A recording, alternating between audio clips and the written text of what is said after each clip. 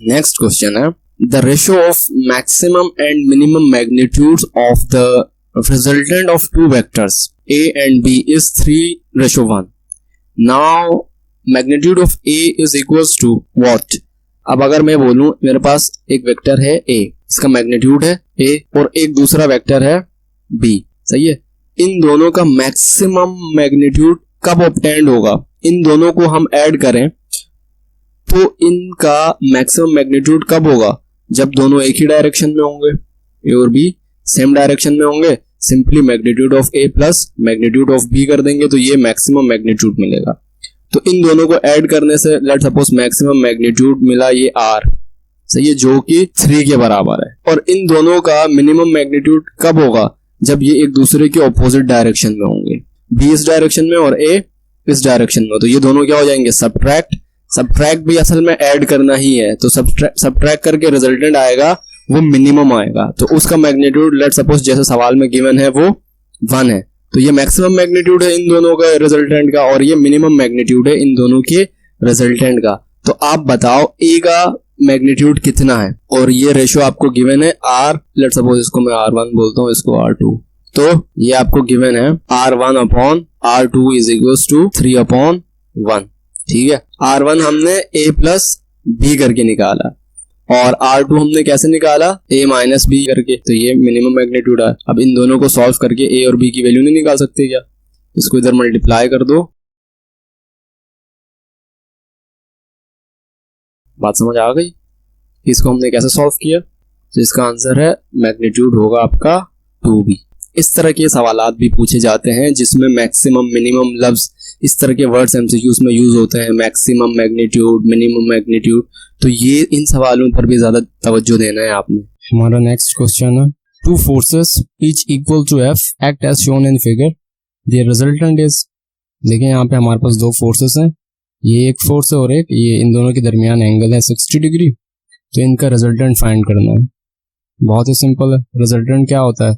Head to tell rule के हिसाब से इनिशियल की टेल से फाइनल के हेड तक जो वेक्टर होगा वो रिजल्टेंट होगा। तो हम उसको ड्रॉ करते हैं।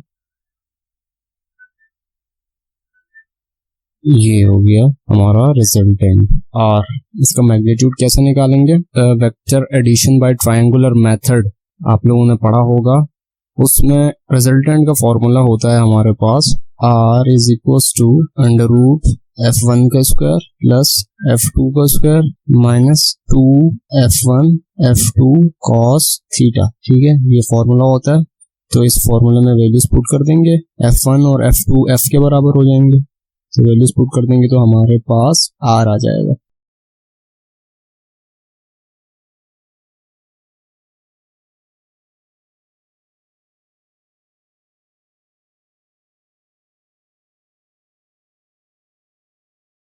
cos 60 डिग्री बराबर होता है 1/2 के।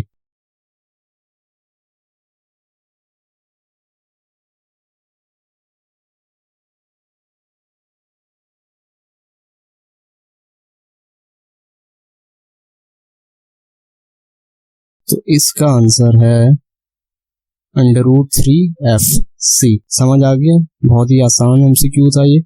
अगला सवाल है vector a is 2 centimetre long and is 60 degree above the x axis। x axis के साथ 60 डिग्री एंगल बना रहा है इन द फर्स्ट क्वाड्रेंट, पहले क्वाड्रेंट में। Vector b is 2 centimetre long and is 60 degree below the x axis, यानी x axis के नीचे की तरफ 60 डिग्री एंगल बना रहा है फोर्थ क्वाड्रेंट में। तो a प्लस b इनका जो रिजल्टेंट होगा उसका मैग्नीट्यूड क्या होगा और उसकी डायरेक्शन क्या होगी, ये सवाल है। सवाल समझ आ गया? नहीं आया तो मैं डायग्राम से ड्रॉ करके दिखा देता हूँ फौरन से ये सवाल कि हमारे पास ये y एक्सिस है और ये x एक्सिस है। वेक्टर a 2 सेंटीमीटर है अबव 60 डिग्री बना रहा है। ये वेक्टर a 60 डिग्री एंगल बना रहा है नीचे ऊपर की तरफ, और ये वेक्टर b जो है वो 60 डिग्री एंगल बना रहा है नीचे की तरफ। ठीक है, इनका रिजल्टेंट कैसे बनेगा? पैरेललोग्राम कंप्लीट करके। तो इसका पैरेललोग्राम ऐसे कंप्लीट होगा, पैरेलल लाइन, इसके पैरेलल लाइन ये और इस ए के पैरेलल लाइन डायगोनल होगी, ये इनका रिजल्टेंट होगा। ये है यार। तो अब ये आपको समझ आ गया देख के। अब ये आपने ऑप्शंस में देखने, कि रिजल्टेंट क्या होगा 2 सेंटीमीटर, इसकी लेंथ क्या होगी 2 सेंटीमीटर, होगी या नहीं होगी। ये डायरेक्ट आप कैलकुलेटर में वैल्यूज डालोगे, फॉर्मूला आपको पता है, फॉर्मूला क्या है पैरेललोग्राम मेथड का, resultant is equals to under root vector A का स्क्वायर प्लस वेक्टर बी का square plus 2ab cos theta. Theta क्या है ए और बी के दरमियान का एंगल, कॉस थीटा। थीटा है ए और बी के दरमियान 60 प्लस 60 120 होगा।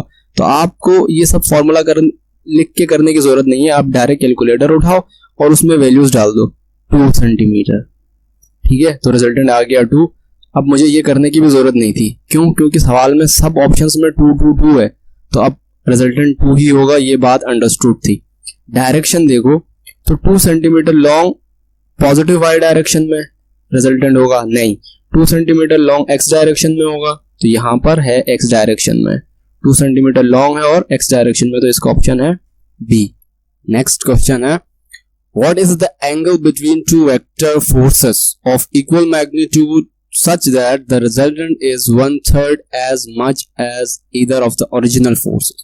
ये सवाल तुम लोग खुद कर सकते हो, इस तरह का हमने पीछे सवाल किया है, आप खुद ट्राई करो, पहले वीडियो पॉज करके, अगर आपसे नहीं हो तो फिर आगे इसको देखें। इस सवाल में ये पूछ रहे हैं दो वेक्टर्स हैं, मान लो F1 और F2 और ये दोनों बराबर हैं, इनका जो रिजल्टेंट है वो बराबर है 1/3 of either of the original force. तो दोनों बराबर हैं तो इसलिए 1/3 ऑफ F है।